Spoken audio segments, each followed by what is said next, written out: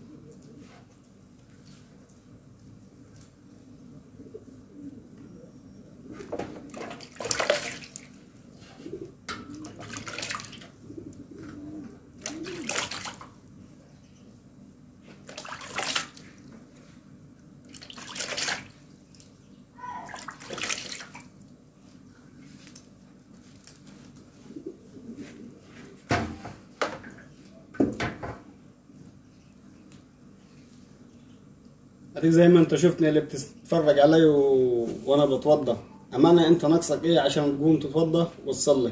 ربنا مديك الصحه وربنا مديك ومسع عليك، ففيها ايه لما نقرب من ربنا ونتوضى ونصلي وما نفوتوش فرض من اللي علينا؟ ده ربنا سبحانه وتعالى امرنا ان احنا نزوروه 5 مرات في اليوم.